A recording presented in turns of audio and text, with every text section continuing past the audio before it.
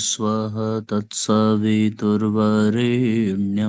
भर्गो देवस्य धीमहि धियो यो नः प्रचोदयात्। ॐ चैतन्यं शाश्वतं शान्तं व्योमातीतं निरञ्जनं नादबिन्दुकलातीतं तस्मै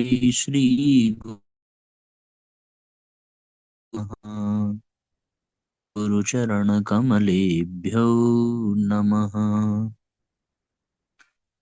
वन्दे भगवतीं देवीं श्रीरामं च जगद्गुरुं पादपद्मे तयोः श्रुत्वा प्रणमामि मुहुर्मुहुः। परम पूज्य गुरुदेव परमवंदनीय माता जी के दिव्य संरक्षण में विराजमान ऑनलाइन दैनिक स्वाध्याय के आज के सत्र में आप सभी आत्मीय बंधुओं का बहुत बहुत स्वागत, बहुत बहुत अभिनंदन है साथियों। आइए भावपूर्वक आज के सत्र का हम सभी शुभारंभ करते हैं। अखंड ज्योति पत्रिका अक्टूबर माह की हम लोग पढ़ रहे हैं और आज का पहला अध्याय है कुंठा से कुछ ऐसे उभरे। कुंठा आंतरिक घुटन, बेचैनी, झुंझलाहट, निराशा भरी नकारात्मक भावदशा है जहां व्यक्ति की इच्छाएं पूरी न हो पा रही हों या इनमें व्यवधान पहुंचा हो। अधूरे लक्ष्य, अप्रत्याशित अवरोध या गलत फहमियों के चलते एक ऐसी स्थिति बन जाती है जब हमारी आशा अपेक्षाएं यथार्थ से मेल नहीं खा पाती। इसके अतिरिक्त कार्यस्थल का तनाव, संबंधों की खटास, बिगड़ा स्वास्थ्य और यहाँ तक कि दैनिक जीवन के गिले शिकवे एवं असुविधाएं इनको उत्प्रेरित करते हैं। कुंठा दीर्घकालीन तनाव के प्रति भावनात्मक प्रतिक्रिया की स्थिति है जब व्यक्ति चुनौतियों का सामना करने में असक्षम एवं असहाय अनुभव करता है। अधूरी आशा, अपेक्षाएं एवं लक्ष्य की पूर्ति न हो पाने को इनका प्रधान कारण समझा जा सकता है। व्यक्ति का लक्ष्य प्राप्ति की दिशा में वांछित प्रगति का न हो पाना, कार्यस्थल में दबाव व तनाव की स्थिति और आर्थिक तंगी आदि कुंठा का भाव जगाते हैं। स्वास्थ्य संबंधी असाध्य स्थिति कुंठा को जन्म दे सकती है। अपने लक्ष्य की ओर बढ़ते कदमों में आने वाले अवरोध एवं चुनौतियां कुंठा का कारण बनती हैं। अप्रत्याशित घटनाएं, प्रतिकूल परिस्थितियां व्यक्ति को तय मंजिल की ओर बढ़ने से रोकती हैं। हाथ में लिए गए कार्य का अत्यधिक कठिन होना व इसका समय साध्य एवं चुनौतीपूर्ण स्वरूप कुंठा के भाव को जगा सकता है। फिर आपसी कलह, मनमुटाव, संबंधों में खटपट तथा आपसी संवाद का अभाव कुंठा को बढ़ाने के कारण बनते हैं। इसके साथ अन्य वैयक्तिक एवं बाह्य कारक भी विचारणीय हैं। परिवेश, समाज, राष्ट्र एवं विश्व की तनावपूर्ण घटनाएं एवं परिदृश्य भी तनाव की स्थिति में लाकर व्यक्ति को कुंठित कर सकते हैं, जिनमें रहने के लिए व्यक्ति विवश बाध्य अनुभव करता हो। इसमें प्रतिकूल एवं विषम वातावरण की अहम भूमिका रहती है। दीर्घकालिक तनाव एवं अनसुलझे मुद्दे इसको हवा देते हैं। व्यक्ति के मानसिक एवं भावनात्मक कारक कुंठा के मूल में सक्रिय रहते हैं। उद्विग्नता एवं अवसाद, नियंत्रण के बाहर की स्थितियां, जीवन की मूलभूत आवश्यकताओं की पूर्ति न हो पाना, परिस्थितियों पर नियंत्रण का अभाव एवं अपेक्षित योग्यता, कौशल एवं आत्मविश्वास का न होना, ये सब कुंठा भरी मनः स्थिति का निर्माण करते हैं। कुंठा के स्वरूप व कारण के साथ यह जानना आवश्यक है कि कुंठा एक सामान्य मानवीय भाव है और उचित उपायों के साथ इसका समाधान किया जा सकता है। समाधान के रूप में सर्वप्रथम अपने कुंठा के भाव को स्वीकार करें, इसको अनुभव करें व इसको दमित न करें। आत्मस्वीकृति के साथ इसके उपचार के द्वार खुलेंगे। अपनी भावनाओं को दबाएं नहीं, स्वयं के प्रति उदारता अपनाएं, स्वकरुणा का अभ्यास करें। मानकर चलें कि सभी किसी न किसी स्तर व स्थिति में कुंठा का अनुभव करते हैं। आप अपवाद नहीं हैं, वह इसका उपचार आपके हाथ में है। आपके जागने भर की देर है। तात्कालिक राहत के तौर पर कार्य या उस स्थिति से क्षणिक विराम लें जहां आप कुंठित अनुभव कर रहे हो। गहरा श्वास लें, आपको जो अच्छा लगता है उसे करें। विश्रांति की तकनीकों को अपनाएं, शीतलीकरण का अभ्यास करें। संभव हो तो ध्यान का प्रयोग कर सकते हैं। समस्या के मूल तक पहुंचने व इसके समाधान के लिए कुंठा के मूल कारणों को पहचानें। किन परिस्थितियों में क्या चीजें आपके कुंठा के भाव को जगाती हैं, इनको पहचानें। स्वाध्याय एवं सत्संग इसमें बहुत सहायक आध्यात्मिक उपचार है। इनके प्रकाश में गहनतम स्तर पर स्वयं का अध्ययन अवलोकन संभव हो पाता है और स्वयं के मूल तक पहुंचने की सूझ विकसित होती है। इस सब के बाद ही पूरी तैयारी के साथ कुंठा का सामना करने की स्थिति बनती है। अपने विश्वसनीय मित्र या स्वजन से इस पर चर्चा करें। समस्या को कागज पर लिखें, एक डायरी बनाएं और साथ ही अपनी सीमा को पहचानें। वे चीजें जो आपके नियंत्रण के बाहर हैं, उन पर अधिक ध्यान न दें, बल्कि उन पर ध्यान केंद्रित करें जिन्हें आप परिवर्तित कर सकते हैं।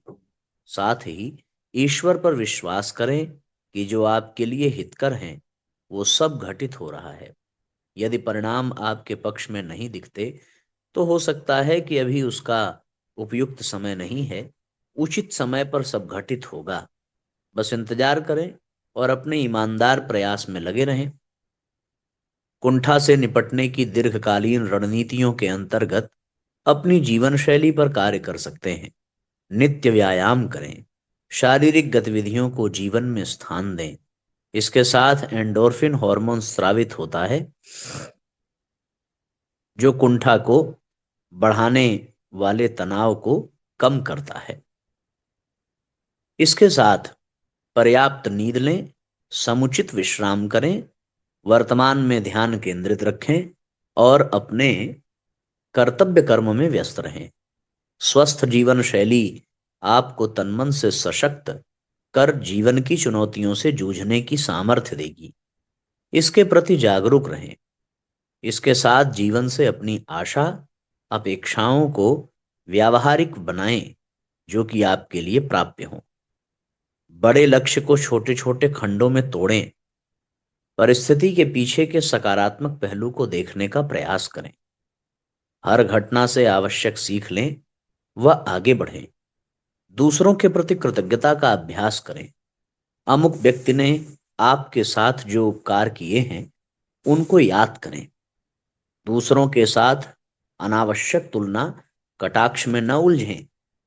ऐसे लोगों व परिस्थितियों से बचें जो कुंठा के भाव को जगाते हों व इसे और तीव्र करते हों। कुछ समय प्रकृति की गोद में बिताना भी एक कारगर उपाय है। इस तरह कुंठा एक नकारात्मक भावना है जो व्यक्ति को हताशा, निराशा के गहरे भंवर में उलझा देती है। व्यक्ति जहां अनचाहे एवं अवांछनीय विचार भावों के मकड़जाल में कुढ़ता रहता है, इसके स्वरूप को समझकर व्यक्ति इससे बाहर निकल सकता है। जैसे एक मकड़ी अपने बुने जाले को समेटकर इससे बाहर निकल जाती है, वैसे ही व्यक्ति ऊपर बताए सूत्रों के अभ्यास के साथ कुंठा के भंवर से उबर सकता है और सकारात्मक सोच का वर्ण करते हुए आशा उत्साह से भरा एक सफल एवं खुशहाल जीवन जी सकता है। इतने सुंदर सुंदर उपाय हैं साथियों, अवसाद से निकलने के, कुंठा से, निगेटिविटी से निकलने के। जब आपको ऐसा होने लगे तो पहला उपाय बताया गया कि आप जिस काम से परेशान हैं उस काम को थोड़ी देर के लिए बंद कर दीजिए, विश्राम ले लीजिए, गहरी गहरी श्वास लीजिए और थोड़ी देर के लिए अपने आप को शिथिल छोड़ दीजिए। ये पहला उपाय है। दूसरा उपाय बताया गया कि स्वाध्याय और सत्संग का अपने जीवन में लाभ मिले ऐसा प्रयास करिए। स्वाध्याय और सत्संग से बहुत मार्गदर्शन मिलता है, व्यक्ति स्वयं को अच्छे से अनुभव कर सकता है। गहनतम स्तर पर स्वयं का अध्ययन, अवलोकन, स्वाध्याय और सत्संग से होता है। ये दूसरा उपाय है। तीसरा उपाय है कि अपने किसी विश्वसनीय मित्र से, अपने किसी परिजन से अपनी परेशानियों की चर्चा करें, या उसको कागज पर लिख करके या कोई एक डायरी बना करके उस पर अपने मन की बातों को लिखने का प्रयास करें। जो चीजें हमारे नियंत्रण में नहीं है, जो हमारे वश में नहीं है, उन चीजों पर ध्यान न दिया जाए, ऐसा प्रयास करना चाहिए। ईश्वर पर पूर्ण विश्वास, पूर्ण समर्पण, तो फिर देखते देखते हमारे जीवन में परिणाम बदलने लगेंगे और हम कुंठा से उभर जाएंगे। एक दीर्घकालीन कुंठा से उबरने के लिए जीवन शैली का भी सही होना बहुत आवश्यक है, जिसमें व्यायाम हो, जप हो, ध्यान हो और शरीर का परिश्रम भी हो। व्यक्ति जब खाली बैठा रहता है तो वो नकारात्मक सोचता है, तो उस पर कुंठा और हावी हो जाती है। इसलिए अपने कर्तव्य कर्म में, अपनी जिम्मेदारियों में ईमानदारी पूर्वक लगे रहना, इससे व्यक्ति अवसाद से उबरता है। अगला बताया कि नींद पर्याप्त हो, समुचित विश्राम हो और वर्तमान में रहने का प्रयास करें। न भविष्य की से अपने आप को दबाएं, साथ ही काल की किसी बात से व्यथित हो, परेशान हो। जो बीत गया सो बीत गया, उससे उबर जाइए। आने वाला जो समय है, आने वाले उस समय से आप जो है तालमेल बिठाइए। केवल वर्तमान में जिए। आज जो परिस्थिति है, केवल आज ही उन बातों को समझें, सुने, अनुभव कर। भविष्य का मत अपने सामने मत रखिए। बड़े बड़े लक्ष्यों को छोटे छोटे खंडों में तोड़ दीजिए। जैसे पूरे दिन में इतने काम करने हैं, तो ऐसा सोचेंगे तो तनाव बढ़ेगा। उसको छोटे छोटे भाग में कर लीजिए कि 2 घंटे में हम ये करेंगे, अगले 2 घंटे में ये करेंगे। 2-2 घंटे का लक्ष्य लेकर के चलिए, 1-1 घंटे का लक्ष्य लेकर के चलिए और उसी अनुसार करने का प्रयास करिए, तो आप सब कर ले जाएंगे। दूसरों के प्रति हमेशा आभार प्रकट करिए। थोड़ी सी सहायता में उसको अपना आभार अवश्य प्रकट करें, धन्यवाद जरूर कहें। किसी से अपनी तुलना मत करिए। धीरे धीरे आप समाप्त हो जाएगी, व्यक्ति का जीवन खुशी से, खुशहाली से भर जाएगा। ठीक ना। अब आइए अगले अध्याय को पढ़ते हैं। कठिनाइयां कमजोरी नहीं, कंठहार हैं। एक बात। दूसरा अध्याय। चीन के महान दार्शनिक महात्मा कन्फ्यूशियस जनसेवा के कार्य में प्राणपण से लगे रहते थे और कभी भी किसी से निजी सुख सुविधा की आकांक्षा नहीं करते थे। जनसेवी महात्मा कठिन से कठिन परिस्थितियों में भी जन कल्याण के लिए देश देश, गांव गांव तथा गली गली लोगों को धर्म और मानवता का संदेश सुनाते रहते थे। कई राजाओं ने उनसे धन, ऐश्वर्य, राजकीय सुख सुविधा ग्रहण करने का आग्रह किया, पर उन्होंने इसे स्वीकार नहीं किया। एक बार भूख से व्याकुल उनके अनेक अनुयायियों ने प्रार्थना की कि इस प्रकार कष्ट कठिनाइयों से भरा जीवन जीने से अच्छा है कि हम सब किसी राज्य से अपने लिए सुख सुविधा ग्रहण करने का आग्रह स्वीकार कर लें। इस पर आचार्य कन्फ्यूशियस ने उत्तर दिया कि श्रेष्ठ और पुरुषार्थी पुरुष सदैव ही अपने हाथ से उपार्जित धन ही काम में लाते हैं। कठिन कठिनाइयां श्रेष्ठ पुरुषों का कंठहार हैं, जिनके कारण ही वे पहचाने जाते हैं। जो कठिनाई को वर्ण नहीं करता, कर सकता, कष्टों को सहन नहीं कर सकता और विषम परिस्थितियों में भी प्रसन्न नहीं रह सकता, वह कभी श्रेष्ठ पुरुष नहीं बन सकता और न कोई श्रेयस्कर कार्य ही कर सकता है। महात्मा कन्फ्यूशियस जहां एक दार्शनिक और आध्यात्मिक व्यक्ति होने के नाते विरक्त भाव से ही रहते थे, वहीं समाज में फैली बुराइयों और भ्रष्ट परंपराओं के प्रति उदासीन भी नहीं होते थे। वे जहां भी अहितकर प्रवृत्तियों को चलता देखते थे, वहीं पहुंच जाते और सुधार का प्रयत्न किया करते थे। उन्होंने संस्थाओं का और पाया कि धर्म प्रचार करने वाले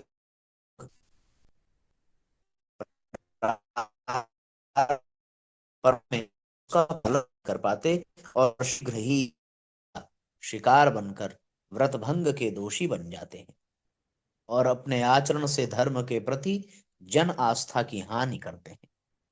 कन्फ्यूशियस ने इसलिए धर्म प्रचार और जनसेवा से जुड़े लोगों के लिए व्यक्तिगत जीवन की शुचिता पवित्रता को आवश्यक बताया।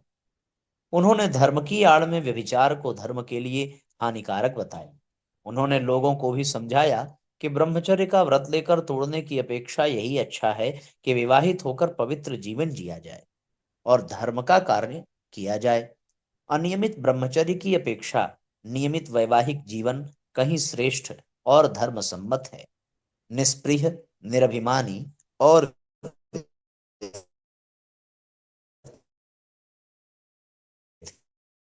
सदैव धर्म मानते थे और कहते थे, मैं धर्म का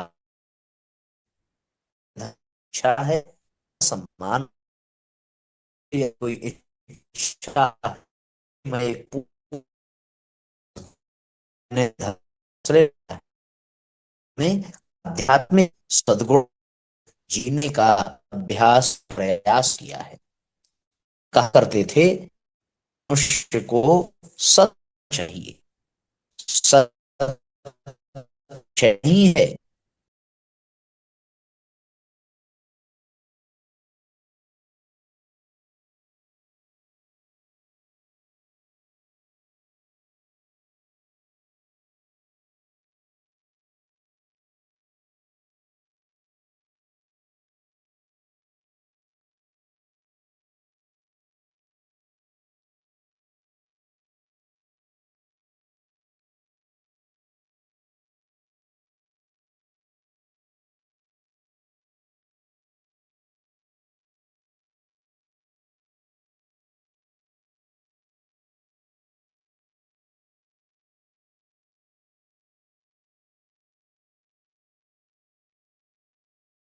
सत्य को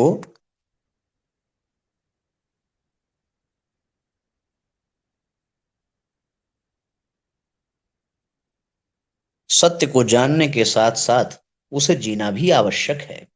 बिना सत्य को जिए सत्य को जानने का कोई लाभ नहीं। सत्य से विमुख होने पर ही मनुष्य का पतन होता है।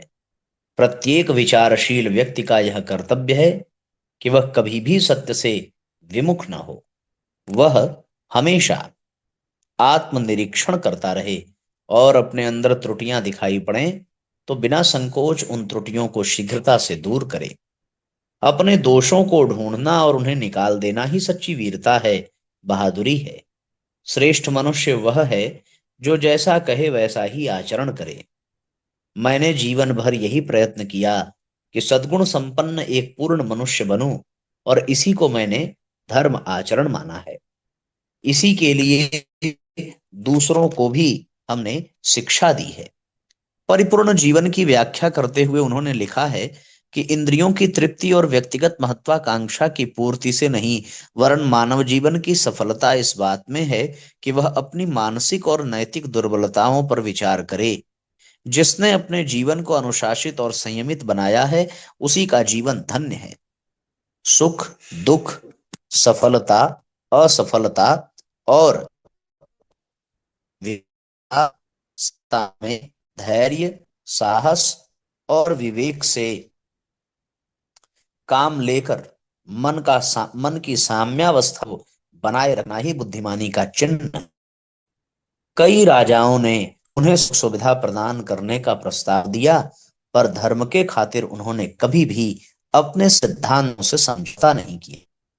उनके शिष्य उनका कष्टप्रद और सुख सुविधा से रहित जीवन देखकर बहुत दुखी होते, पर वे कहते थे, उत्कृष्ट पुरुषों को कष्ट साध्य जीवन यापन करने के लिए तैयार करना चाहिए। निकृष्ट पुरुष इन अवस्थाओं में पाते और वे सुख सुविधा के लिए सत्य और धर्म को भी छोड़ देते हैं।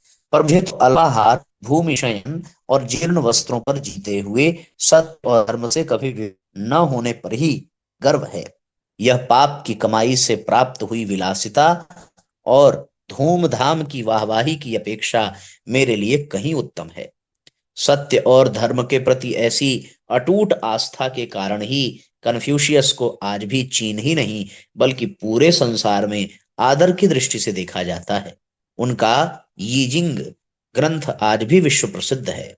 हमें भी कष्ट कठिनाइयों से कभी घबराना नहीं चाहिए और कभी भी सत्य और धर्म से विचलित नहीं होना चाहिए, क्योंकि कठिनाइयां हमें और अधिक साहसी बनाती हैं।